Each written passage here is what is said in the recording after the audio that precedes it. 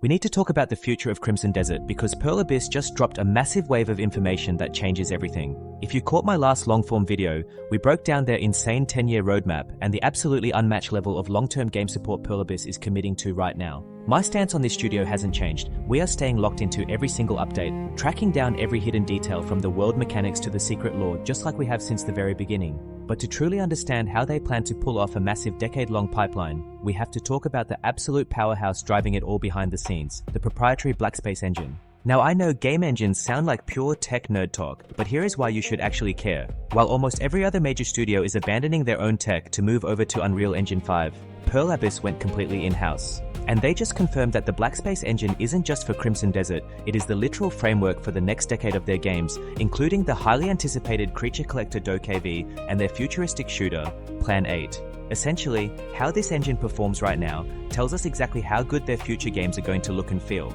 Let's look at how this actually plays out when you're running the game. In recent hands-on testing, the game was running at a locked 60 frames per second at native 4K resolution on ultra settings.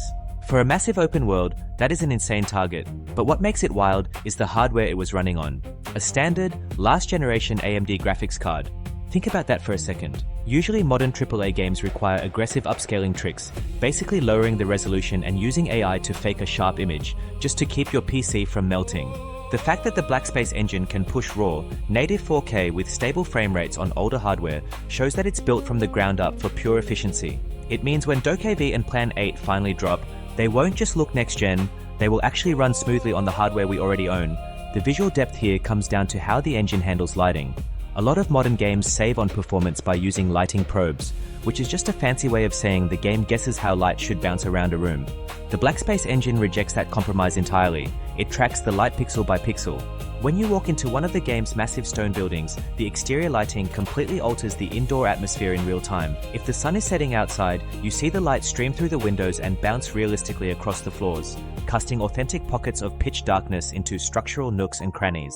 And it's not just the sun or moon doing this. Local light sources like handheld torches or campfires actively change the entire room's lighting layout. It creates a dark, incredibly moody nighttime aesthetic that feels completely alive. The engine pairs this lighting with incredibly precise reflections. While most medieval open-world games turn reflections off to save your frame rate, Blackspace blends standard techniques with a dedicated ray tracing pass. You see this vividly across standing water, wet mud surfaces, and highly polished interior floors. But where the engine truly flexes its custom capability is the water physics. Traditionally, river and ocean waves are faked, using flat, repeating textures. Blackspace treats water as a true physical object. When a wave rushes up against a rocky shore, it doesn't just move up and down, it calculates volume, physically wrapping around obstacles and folding backward upon itself naturally as it recedes. If you smash a crate near a riverbank, the water ripples and reacts to the debris dynamically in real time.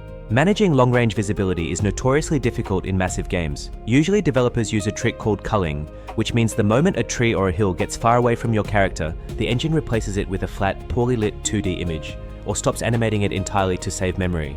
Pearl Abyss tackles this differently.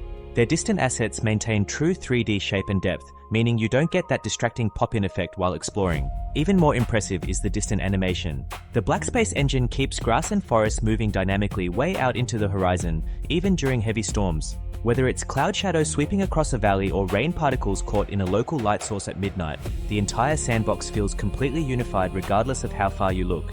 When you look at the broader picture, the Blackspace Engine is a massive gamble that is officially paying off. Pearl Abyss invested heavily in their own technology pipeline so they could speed up the development of their upcoming roster. Because the engine framework is now fully complete, they can build games like DokeV vastly faster, reusing the same advanced lighting and physics pipelines. But I want to hear from you guys. In a gaming world completely dominated by Unreal Engine, how do you feel about Pearl Abyss sticking to their own custom tech? Does the promise of this engine make you more excited for games like DokeV and Plan 8? Drop your thoughts in the comments below. If you enjoyed the breakdown, make sure to hit that like button and subscribe for more deep dives. I'll catch you all in the next one.